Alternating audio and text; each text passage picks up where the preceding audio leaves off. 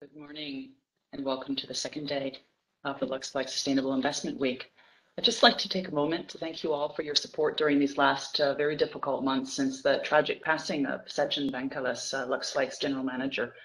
Sachin was a great human being we all knew well and a tireless supporter of sustainable finance, and he exemplified LuxFLAG with his passion, ambition, and drive to move to a sustainable future. So thank you. As chairwoman of LuxFLAG, I'm very pleased to see that after two editions, the LuxFLAG Sustainable Investment Week has already gained recognition, and it's really thanks to LuxFLAG's associate members who are showcasing this week where they are in the sustainable finance journey. And given the finance industry and many of us are all on different stages of that journey, this week is about sharing best practices so we all advance towards the goal of making all finance sustainable. For this third edition of the LSIW, we thank you for such a positive response. We have over 3,500 registrations for the week, so that's a pretty amazing total. And I'd like to thank our host partners and media partners. 25 sessions over the week cover the latest trends and the most pressing issues in sustainable finance, and we hope you find them useful and find them inspirational as well, and as far as the progress being made to harness finance to find solutions to our current environmental and social challenges. In terms of housekeeping, we will send the slides and the recording to you. It will be made available in about a week or so. Please do ask questions. You can ask your questions by clicking on the three dots at the bottom right-hand corner of the screen. So I'm very pleased to introduce the first session of this second day, hosted by LIST, the Luxembourg Institute of Science and Technology. LIST is a mission-driven research and technology organization that develops competitive and market-oriented products and services for public and private stakeholders.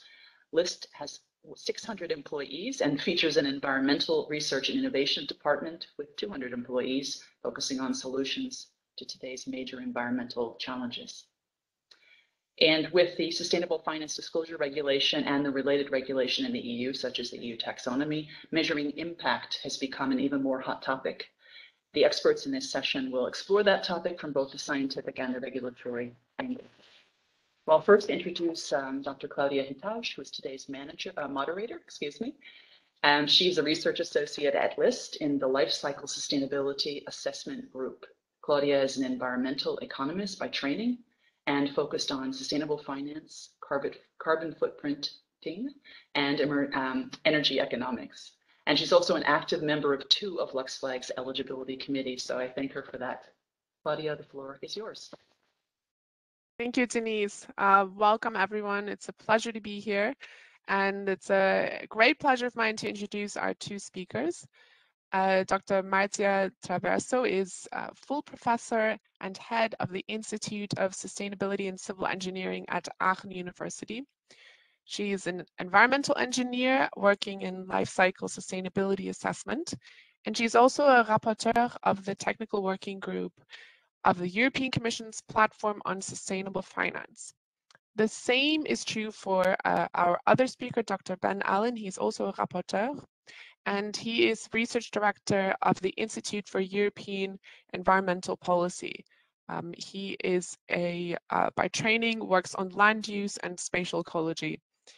So welcome to you both. I really look forward to our discussion, and I think to start us off, we'll have Marzia give us an overview of the taxonomy. So go ahead, Marzia. Thank you, Claudia. Good morning, everyone. Yes, I will give you a short introduction on what we are doing with the European platform. I will start with the first slide, give you an overview who we are. So we actually are part of the European platform, because before in the first round of work that was focused on climate change, there was a technical expert group, a different structure than today. Today, since October 2020, we start with the start work of the European platform for sustainable finance. And that's the structure of the European platform is how you see in the slide. So we have actually 4 groups that we are working in parallel. We are together with Ben, we are leading and supporting the technical working group, the focus on the environmental criteria, development of environmental criteria. Then we have Nancy Saez that focus as well in the environmental side, but more on because we are working on the substantial contribution for those activities that can deliver substantial contribution. Instead, Nancy focus on the ones that are the two other extremes, so are not or low impact activity or the significantly harmful. Then we have Antje Schneeweiss. She is following the social aspect of the taxonomy. And then we have Helena Vines Fiestas that work on the subgroup 5 on the availability and usability of the data. So the technical working group is one of the biggest group. We start actually with 50 people. Then when we form the sector teams, because we have different sectors, we are focusing our attention.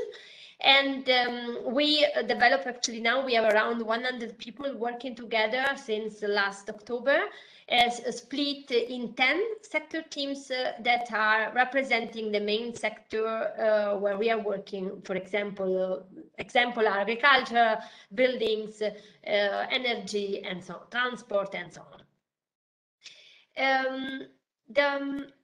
I mean, what is the taxonomy? I mean, the taxonomy at the end should be a list of economic activity that are considered environmental sustainable for the investment purpose. So actually the idea, the main focus, the main objective of the taxonomy is really reorienting the capital flow, so make it sustainable. I say make it sustainability economically efficient, so they're somehow also supported by specific flow, capital flow.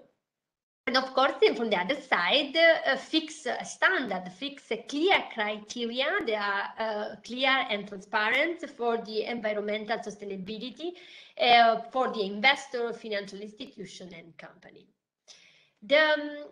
When we talk about sustainability, at least the environmental part, we are focusing on 6 environmental objectives that are representing I mean, that's the summary. So there are the first 2 that actually were the focus of the technical working group, the technical expert group, sorry, the TEC, in the first 2 years of the work, and they're already, the criteria are already there, and they're already published with the first delegated act, and focus on climate change mitigation, climate change adaptation.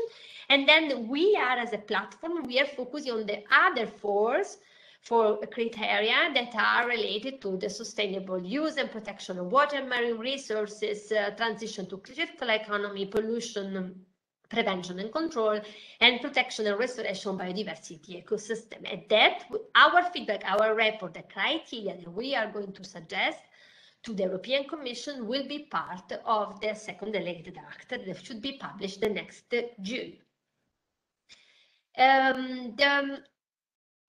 When we talk about substantial contribution, what we mean with substantial, I mean, what is the basic requirements for an activity to be considered aligned with taxonomy? It's the activity, the economic activity must fulfill these 3 conditions. So contribute substantially to at least to improve one of the 6 environmental objectives. Then do not significantly harm any other of the 5 environmental objectives, and of compliance with the minimum safeguard that are referred to the social aspect. So that are the main requirements to be an economic activity aligned to the taxonomy. So are not all the activity, but are the ones that can really bring a substantial contribution. Then, so what we are focusing on with the European platform is the first 2, so mainly definition of the criteria for the substantial contribution and definition of do not significant harm criteria. Just to clarify, I mean, that's to give again a bit what is do not significant harm. So we are considering all others, other 5. So we are focusing criteria for substantial contribution, let's see, for circular economy. Then we have to fix also criteria to minimum requirements for the activity to not significantly harm the other 5 environmental objectives. And usually in this case, we are working more at considering the European directive. Instead, the substantial contribution are a step higher because it's more of a substantial contribution. With the minimum safeguard, it's the same. So, I mean, we are for social aspect, so it's mainly aligned with this OECD guidelines for multinational enterprise, UN guidelines, principles on business and human rights, and so on. Last, I mean, one of the last slides, and then I have almost last, I would say. What is substantial contribution? How an activity can deliver a substantial contribution? There are at least 3 ways to do it. So 2 that differentiate between enabling other activities. So for example, what is related to the manufacture of renewable energy equipment. So that's usually directly enabling another activity to energy activity to deliver a substantial contribution. So that's the enabling. Then we have the ones with own performance that can also be split in 2 groups. One is reducing pressure on the environment. For example, have a manufacturing of cement with definitely less impact on CO2 equivalent when we think about climate change mitigation. And then improving the state of the environment, so healing the environment. Afforestation, for example. These are examples on climate change mitigation that, as I said, because I mean that's part of the delegated act, but it's not the focus. I mean, was not the focus of our work. But in some activity, we actually complement a bit the work of the first delegated act. Last slide, and then we can move to the discussion. This to give an overview what is the taxonomy, what is not, because I mean there are sometimes confusion and people think, okay, if my activity is not listed there, so means that I'm not sustainable. That's not the case. I mean, the point is to have a what is the taxonomy is a list of economic activity that will identify those that can really make a substantial contribution, so at that criteria. Then it's mainly a tool to investor, to support the company and investor to align on sustainability to the same criteria, the same way to report. And then, of course, has to reflect the policy and the technology development. So will be updated. So that's the first work. But actually, the European platform will be a stable entity that will support this work in the future. It should be forever, because we always need to update the criteria and so on, and also to complete all the list of activity. Now we have the first list. And then, of course, facilitating transition of polluting sectors should be absolutely technology neutral, and fostering as much as possible transparency. What is not taxonomy, it's not mandatory. So it's not a mandatory list to invest in. I mean, there are other, I mean, the investor are free also to choose other aspect, other activity. It's not a rating system,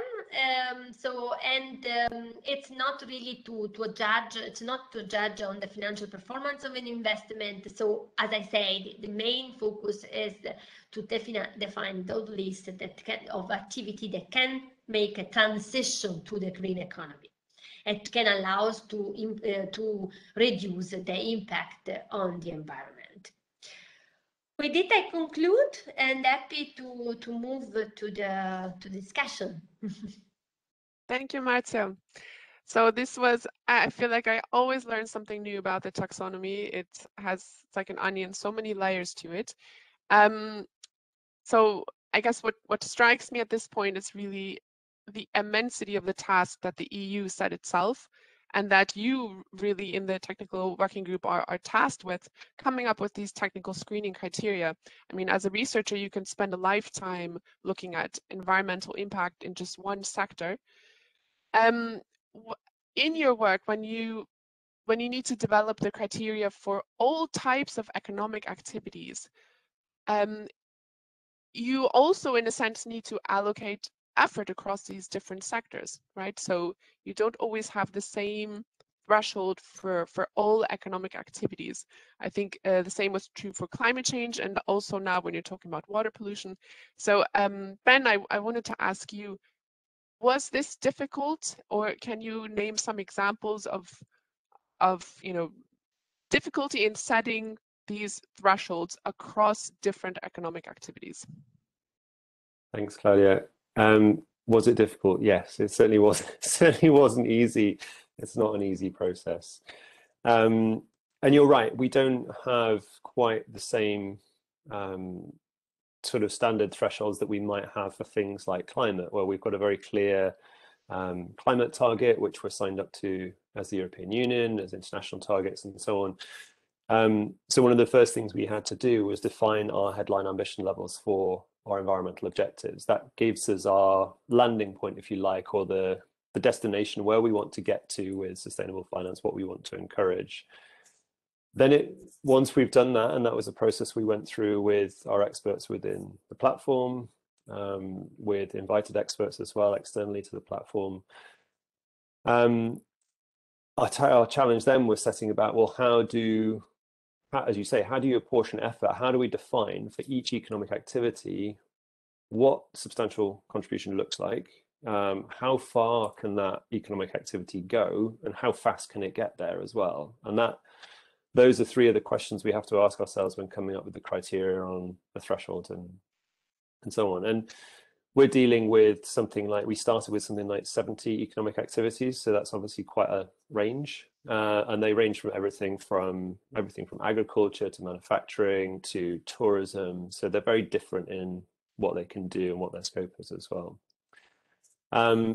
So yeah, I don't really know how to answer the question in terms of how hard or easy it was, but I think what we were doing is we've set our work out into different sectoral teams, and they are experts in their respective fields, and they're experts in different environmental objectives, and they've been working through things such as, well, what's the best performing economic activity in that space? So what's the best performance of manufacturing of something in particular, or is the scope of that activity sufficient to actually deliver a substantial contribution to biodiversity, for example? Some activities don't have a major impact or don't interact with biodiversity in a certain way. And these are all parts of the questions that we had to address and build up in order to come to our criteria. What I should say is we follow a standard methodology across all of our criteria. So this is work that's been evolving since the technical expert group, since the Climate Delegated Act. It's been put together by the Joint Research Committee of the Commission, so based on the TEG's work, and we've been evolving that as we've got into the different environmental objectives, because as you've said, and we've acknowledged quite early on in the process, the objectives are very different to one another. They're different to the climate objective. They interact with economic activities in different ways. So that's why we have quite a number of different ways of defining substantial contribution. Everything from impact-based, where we've got that defined threshold, we've got performance relative with an environmental target, we've got best-in-class performance, we've got relative improvement, we've got practice-based, which is where you might put in place a certain practice in undertaking an economic activity, where we've got a reasonable degree of confidence that it will lead to a substantial contribution, and process-based as well. So there's many different ways we can set a substantial contribution activity thresholds. But yeah, in terms of the overall picture, what we're trying to do is essentially push each economic activity as far as it can go, so that on an aggregate level, we are contributing overall to our headline targets. And the final thing I'll say is, you'll see this in the communications around the first Delegated Act on Climate. The activities that were chosen for that and for the criteria that were then set covers something like 80% of the emissions that come out of the EU. So it gives you a sort of scale approach. So if everyone in those activities is taxonomy aligned, then we address 80% of emissions. That's the kind of logic behind it. And a quick follow-up question. Thanks for that, Ben. Do you think you will need to be revising these technical screening criteria regularly? How many years do you think that would be? So this, yeah, it's a great question. I think yes, we will need to revise the criteria because they're not static. And if you think climate's an easy one to think about, the urgency of addressing the climate challenge progresses. As we get closer to 2030 and 2050, we need to have reduced emissions more and more and more. And what we would do now versus what we might do in 10 years' time will be different. Also, the technology will change over time. The science and the evidence will improve. So we're only working with the information we have at present. And we know that there's some technologies, for example, that are coming online but aren't ready yet. So it's unreasonable for us to expect that you could be taxonomy aligned by, some hypothetical thing like teleportation in transport. It's not here now, obviously not. I mean, this is an extreme case, but it's that kind of thing that you can't expect someone to put that in place now. But over time, when it comes online, it's a better performing activity. We want to see that come into our criteria. How frequently they get updated, that's a very live question that we've got. This is, at the moment, we're just building the taxonomy. The work we're doing is adding the 4 other environmental objectives to the 2 climate ones, so we'll have a set then. And I think at that point, there'll be pause for reflection. What other activities can we bring in? Do we need to revise any? What's the frequency and what's the process to do that? Good, yeah, certainly then you can take a well-deserved break for a while before you need to revise everything. Marcia, I wanted to ask you, since you have a background in life cycle sustainability assessment, setting these technical screening criteria, these thresholds, were you able to take into account the life cycle perspectives, or was that an additional layer that you just couldn't make happen in this round? As always, I would say it depends.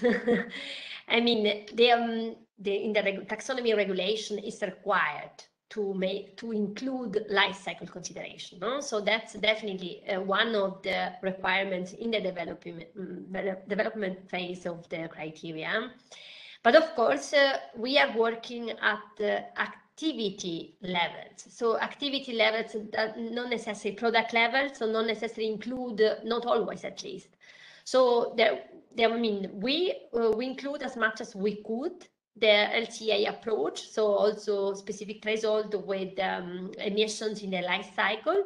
And actually our sector team, they work together to be consistent in the life cycle. For example, we have a group, the sector team focusing on manufacturing for vehicles, and then we have, because it's a different NACE code, of the ones that transport in the use phase, no?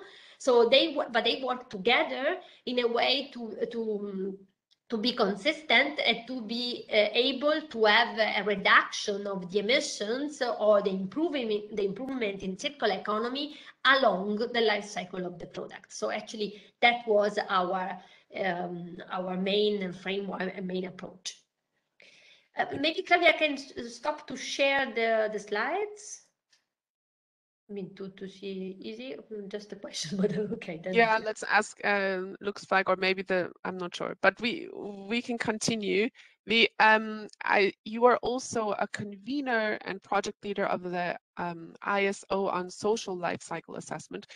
I know that you were not in the subgroup on social, but could you tell us a little bit about how social impacts were measured, or your thoughts on that subject? Yeah, I mean, yes, it's not my topic in this case. It's the social LCA, it is my topic, but I mean, we worked, because it's, part that I'm quite interested in it. I exchange a bit with Antia on this topic. Actually, social taxonomy running in parallel. So in this moment, it's more or due diligence, guarantee due diligence criteria and transparency along the supply chain, and the minimum safeguard. So which are the minimum requirements to allow that economic activity is aligned with the minimum safeguard. So that's it's not yet substantial contribution level, no? So it's more like do not significant harm, so minimum requirements. But it will be actually, they think that could be, that's still in development and still in process, but in the first step would be mainly on the level of minimum safeguards and on respect to human rights. Also because the level of data availability there is even more complex than for environmental, because at least publicly data, because I think, I have experience with social LCA, and at company level, actually, they measure a lot. So they definitely have all the data related to the working condition for workers, for example, local community. They usually have, but it's not easy to communicate and usually are not public available. So that's the challenge when you have to develop the criteria, because you need a consistency, you need a scientific based evidence, and it's not always easy to identify for social. And social change strongly from geographical level. So even at Europe, for specific sector, we can have a different situation. Let's think about agriculture. Agriculture has can have a really, unfortunately, problem human rights in different, still in different country, working condition, and so that's why it's. I think that we need more time for make the same level as is for the environmental taxonomy. Maybe I could add to that briefly, Claudia, that I think one of the ways to understand the taxonomy is that and this is in the context of sort of LCA, is that when we're incentivizing substantial contribution by identifying what it is and looking to channel investments, we absolutely, it's a fundamental premise, do not want to cause harm anywhere else in the system. And that includes not causing environmental harm, not causing social harm, but also not incentivizing then an economic activity or a process that's reliant upon something elsewhere in the supply chain that is potentially damaging. So not building in that reliance, say, on a fossil energy source, or I can't think of another good example, but not creating then that sort of perverse incentive that's upstream or downstream in the process. Thank you both. So you already touched a bit on this global context. So Ben, I have a question for you here. When we're talking about the EU, we already have climate targets. We have regulations in place for particulate matter emissions, etc., nitrogen emissions to waterways. What does this mean in the global context? You had told me once that the taxonomy, in a sense, is exporting good practice. Could you tell us about the role of the taxonomy in this regard, and also whether thinking about the global context made it more difficult to develop the thresholds? You definitely did. So yeah, you're right. We in the EU, we have a huge body of environmental law and protection law and legislation in relation to things like environmental pollution and so on. As Marzia said in the presentation earlier, what we're looking at is substantial contribution, and what you'll find in a lot of our sectoral law is that the thresholds and levels are about preventing harm, and we're trying to go beyond that. We're looking more at things like the objectives of the Birds and Habitats Directive, the biodiversity strategy, the circular economy strategy, things like that, where we want to get to at a future point. So we want to see our ecosystems restored. We want to see circular economy being implemented. We want to see climate emissions going down, rather than just being prevented from being bad, which is kind of the other extreme. So we have a lot of that in place in the EU, but we don't have a huge body of law and legislation which actually encourages to go above and beyond, which is what the taxonomy is doing. It's creating that dictionary style tool that allows us to see what is going beyond it. And then, because it's applicable to investors, these that are within the EU, those investments could be anywhere on the planet, and particularly supply chains, as we just talked about in terms of LCA. We could be sourcing materials, we could be sourcing food, etc., from other countries elsewhere, labor, etc. So in that sense, it does mean that the activities taking place, even if they're in a third country, would need to be aligned with the taxonomy criteria in order for those investments to be considered. to be taxonomy aligned.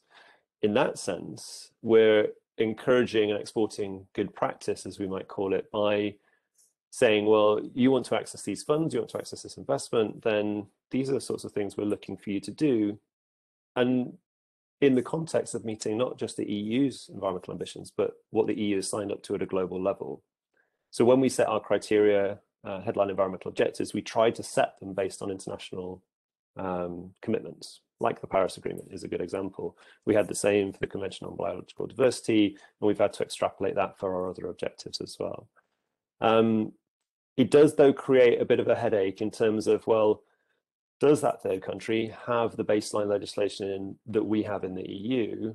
Is it reasonable to require that of a third country? And other things as well, like our flora and fauna in the EU are very different to what you might have obviously in the Amazon or your manufacturing supply chains and so on. But it's a similar thing when you talk about social as well. The social conditions in countries outside the EU are very different from what's within the EU, particularly in less developed countries. So yeah, it is a real challenge for us, and it's something that we keep coming back to because we start on the premise of the EU, and then we have to think in a global sense for our criteria. Yeah, I mean, to take an extreme case, I mean, you couldn't really enforce a minimum wage in a global context, right? Well, I suppose not. Well, yes and no. You couldn't make a country enforce a minimum wage, but a company that's supplying a supply chain into the EU at a company level, potentially you could. So they could give a certain standard. But it would be difficult to apply one single minimum wage across all countries. Yeah, of course. Yeah. Because it would buy huge amounts in one country and not in another. Yeah. So I guess I'm quite often focused on climate change in my own thinking. I catch myself sort of forgetting about the other environmental impacts. So I want to ask you just to lift the lid a bit. You know, you are now steeped into all the other environmental objectives. Is there something that you think is kind of flying under the radar of the general public, something that you've uncovered, like, my gosh, we actually really need to pay attention to these sectors and this environmental objective?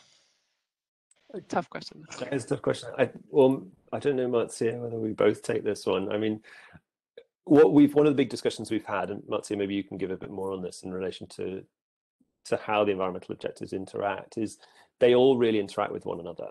And that's what we've found actually when we've been adding these additional objectives to the taxonomy, is that what we actually might do for climate may also have benefits for biodiversity and so on, or vice versa. Actually, if we deal with the biodiversity and ecosystems issue, we're rebuilding our natural carbon sinks, we're preventing the loss of our forests, all things like that. That actually has benefits for the climate implications as well. And where they sit within the driver pressure state impact response framework, they're consequential on one another. And we see things like circular economy being a potential solution. But Marzia, maybe you want to add more on that side. Yeah, exactly. Thank you, Ben. Yes, I mean, I think one part is to be able to cover everything in terms of environmental objectives. So try to with this six, try to be sure that the criteria that we are developing pick the main activity, the main effort measures that can bring a substantial contribution. But also the other point that you mentioned is the activity. So which are the activity sector that we have considered? That's a list in progress. I mean, there we get as a first, I'm sorry, I have really a problem with my computer. I hope they don't crash. What I say, the sector, exactly, we started with the first list of activity sector that we received from a study that was done internally by European Commission, and they actually identify, according to this 4 new environmental objectives, which are the activity can have a hotspot in these regards. So they come out with the first set, but it's the first set. We are still working, and even there, Mining is not there yet because we need there more, we need to work further on it. So we'll be part of a second batch of our activity because we realized that the criteria that we developed were not robust enough. So we need more, we ask clearly in our consultation to have evidence to receive some input, even if the mining sector was not part of the Annex B.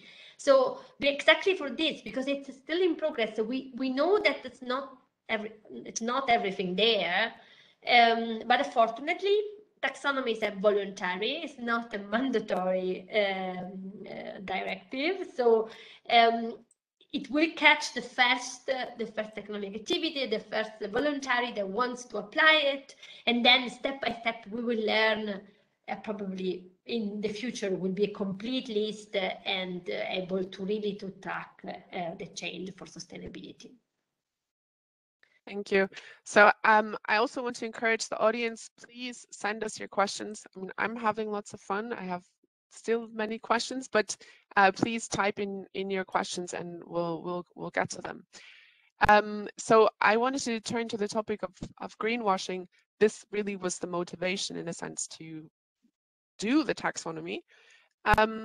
Thinking now more in terms of practice, what are companies able to do now when they are reporting on their environmental impact, and how will that change, you know, when the second delegated, or basically with the taxonomy, how will this change? I can take this as first. I mean, greenwashing, I mean, the taxonomy, the topic greenwashing was a main topic in our work in two directions. Of course, they have a set of criteria, have a standardized way to report will definitely avoid greenwashing and will be and will make it able the investor as well as publicly to compare and to see which are the real efforts done from the company side in relation to the activity sector towards sustainability. So that's one part. The second part that actually was a part of our efforts is to be sure that along the different environmental objectives, the criteria that we are developing are consistent and are requires the same effort level of efforts. Because I mean, you know, the taxonomy says you have to submit a substantial, you have to be able to deliver a substantial contribution for at least one environmental objective. So the question is, okay, so you can pick up the easiest and make it easier. But it's not possible really, because there is not easy. So we are trying to develop all the criteria in a way that requires the same efforts and actually improve or bring a substantial contribution in consistent and in an equal or similar way. And we've done two things in the criteria development process in this respect. I mean, first of all, at the kind of headline level is we're defining what sustainability is. The regulation starts that process, and we go further and define what sustainable is in the context of the taxonomy for all of our environmental objectives. So that means that when companies report on it, for the taxonomy reporting requirements, they have to use that definition. So it means we're consistent. So, because at the moment there isn't a consistent approach. People could claim to be sustainable by their own definition. The second is we've done we're still in the process of doing this actually, is a consistency check across all of our criteria, and particularly across our economic and individual economic activity, which has criteria for different environmental objectives, to make sure that the level of contribution is the same for biodiversity, for circular economy, for water, and for pollution, for the same economic activity, to prevent it being quote unquote easier. A lot of people see this as a potential way to do greenwashing, or just to pick up something that's easy. That's part of our methodological process to address that. Thanks. So we actually have our first question from the audience, and it's a hot topic. It's about nuclear energy. So well, I guess, what are your thoughts, or even your personal thoughts, on how nuclear power fits into the taxonomy? Yeah, that's a tricky one. Maybe I'll start, Marzia. Yeah. At the moment, this is at a political level. So we're, as official representatives of the platform, we're not able to comment on the position of nuclear within the taxonomy itself, unfortunately. I know there's a huge amount of interest in this. It's tied up in relation to the discussion on gas as well, whether gas should be in the taxonomy. At the moment, it's not within our working scope in terms of what we're doing on our criteria. Yeah, I'm not sure what else we can say. Marzia? Yes, and again, I mean, don't forget we are not a political role. We don't play a political role. We are playing a technical role. So we are the technical side of the taxonomy. So we receive the set of activity as first to start. So we work on them. We identify already next batch, at least few of them, as I mentioned, mining.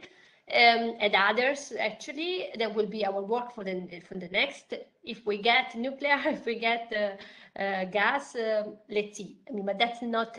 We are not playing any political role, and actually, we are pushing to have more and more. I mean, the technical side can somehow support more and more the political decision. That's why we are interacting with the member states now. We are trying to interact a bit more but we are not taking a decision. I mean, the decision is another level, and that's what we are delivering our input by the end of November, December probably, let's see, and then it start the political process where we are not involved, except there are some questions at the technical level, then of course happy to interact on it. Yeah, no, oh, go ahead, Ben. Sorry, I just wanted to say there's a common phrase which we use, and particularly which gets used by our Commission counterparts, is the taxonomy and the criteria need to be based on science, they need to be usable, but they also must be politically acceptable. Our work within the platform, within the technical working group, is to make sure that they are science-based and usable. And the political level, as Marzia said, is when our recommendations get to the Commission and they work through that. But again, as Marzia said, we're trying to blur that line a little bit by being listening to the concerns of member states and other Commission DGs to make the criteria suitable in practice. Okay, thank you both. Well, I mean, luckily, I don't work for the technical working group, so I can say that from a kind of my personal opinion as a scientist, that I find nuclear power a good tool just based on its really low life cycle greenhouse gas emissions. Okay. So I wanted now to go into more the practice. So when it comes to meeting these technical screening criteria, I mean, you've talked about economic activities. Of course, we have companies that are engaged in many economic activities. How will this actually happen in practice? So how can a company show alignment to these different economic activities? And then going from the company level to, say, the fund level. I mean, the company, they are counting at the economic. So it is the main economic activity. I mean, if the company can identify or can be identified taking part of one economic activity, a specific economic activity, so the NACE code, then in that case, the company has can count their revenues, so at the Taxonomy Alliance. Instead, but there are other cases where the company actually, the main activity maybe doesn't really, it's not yet listed, so, but has other activity that part of the work that they do beside it, and then our investment in this direction, and then we are more as a OPEX and CAPEX in this way. So that are the two different levels how they can work with the taxonomy. And the same would be for the investors. So the investors the other way around. So they can identify those company that has that can be identified, including the one NACE code, and then or just a specific investment. And that's been a real big point of discussion, not only within the TWG and the platform, but also with stakeholder comments and feedback, is whether or not the company can align And what we always say is it's the economic activities that the level that we're working at. So a company may operate multiple economic activities. It may have processing facility, it may own land on which it's doing some restoration activities, it may have vehicles which transport materials. Those are three separate economic activities under the taxonomy. So there's opportunities to align different elements of a company's business based on the economic activity as it's set out in the taxonomy. And I think so. Now, in the beginning of our discussion, you talked about how you define the thresholds, that it's sometimes around a technology.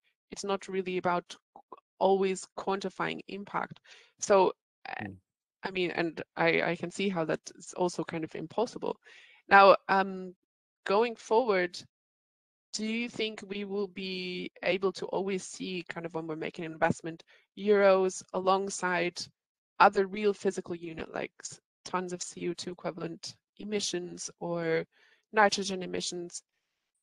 Or do you think we're still, this is not really the future, that what you've come up with is kind of really the best we can do to cover all environmental objectives and to cover the whole kind of investment universe? Maybe I'll say something very briefly, and probably Marcia, you can speak more to this, is I think at the minute that it's a real challenge of measurement and reporting and disclosure requirements, that if you had to measure your own, let's say, tons of CO2, who would measure it at what level? And I work in land use quite a lot, so we might talk here about an individual farmer. Now, there are processes of measuring CO2 emissions from a field or from livestock, but that's quite burdensome versus them being able to demonstrate that they put in place a certain practice or have put a certain amount of land aside and so on. As it gets higher up and the companies get bigger, then the potential to invest and spend money on that monitoring and measuring might exist. But I think we might be in proxy territory at that kind of lower level before we get to actual real measured emissions. But that's for climate, for example. Marcia, did you have anything? Yes, I mean, maybe one thing more. Actually, I hope that in the future our work is exactly that, to try to give importance not only to money or to funds, but also CO2, but to bring other measurements, indicators that can be taken into consideration at the same level. So exactly, of course, it's always we discuss climate change as a clear indicator of CO2 equivalent, so we can work on it. Instead, when we talk about circular economy or biodiversity or even pollution, there you have at least a set of indicators. And sometimes, even in circular economy, we are developing, we are taking what is the reference and what is there, of course, because we don't want to invent something new that is not measured yet. We have to need to take to something that's already in practice. There are indicator data already, but somehow there are which parameters can be suitable to measure circularity. It was a challenge. So for sure, I think we will get used to it, and then we will see more indicators, and that's for sure. I hope at least that will be. I think there will be like those economic activity that can deliver substantial contribution from one of the objectives we will use to measure it, and probably they will compare. Company will start probably they have to report, so there will be something like more ability to compare, to understand who's making a contribution. That's what I think would be the next development. And we already use a lot of proxies now, so we might measure emissions from an emission stack from a chimney, for example, but we don't directly measure the emissions, say, from a wind turbine. We assume through the sort of life cycle process that it's a certain level of gram CO2 equivalent for putting that in and generating electricity. We don't have little CO2 sensors on the turbine, for example. So in a way, that kind of hybrid approach is already happening. And I would hope to see that more and more. And it's the assumptions we make about practice-based approach in taxonomy as well. Okay, I think we have time just for one more quick discussion. So it's great that the taxonomy is looking basically at the two extremes. So significantly contribute and substantially contribute and do no significant harm. So as we're going forward, I mean, you are now putting together a framework where we can really identify, okay, these things are green or, you know, sustainable. But, you know, it's voluntary and we're not really able to flag things that are bad, that, you know, significantly emit. So putting the taxonomy into a larger context, what role does it play and what do you think we could do in order to prevent the biggest polluters from you know, polluting as they do now? That's a really good question, and actually it is part of what the platform is aiming to do. So our subgroup 3 is working on what would a significantly harmful taxonomy look like. Is there a way of identifying those economic activities or the way of doing an economic activity that are significantly harmful and we would not wish to see investments going towards? The regulation itself explicitly excludes coal-fired power, for example, because we know it has a major impact on climate, it's a significant level of emissions. So you cannot be sustainable if you invest in that. It doesn't mean that you can't invest in it in general, it just means you can't be taxonomy aligned. And that's perhaps one of the crux of the voluntary nature of the taxonomy, is that it doesn't prevent anything explicitly. Over time, it should transition and encourage the change of financial flows towards those things which are green, but it doesn't, you know, outright prevent something from happening. It's not like a kind of baseline regulation in that sense. Okay, well, thank you both so much for being here, for telling us about your work. I learned a lot, and I'll pass the baton back to Denise Voss from LuxFLAG. Yes. Thank you. Thank you, Claudia, and thank you, Marcia, and thank you, Ben. It was really, as Claudia said, really, I learned a lot, even more probably. I'm sure the audience did as well. Thank you again to you all for being excellent speakers, and of course, thank you to LIST for hosting this session. Thanks again to big thanks to the LuxFLAG team for making this all happen. So finally, I'd like to end the session with a quote that I hope will resonate with you all. We understand that sustainable finance is not just another type of investment. It's a complete shift of mindset. And I think that definitely fits into what we discussed today. So thank you again. Our next session will start at 10 o'clock. It's hosted by HSBC and Agentur Expert RA, and it focuses on natural capital. So thanks again very much. Take care. Thanks, Bye. everyone. Thank you.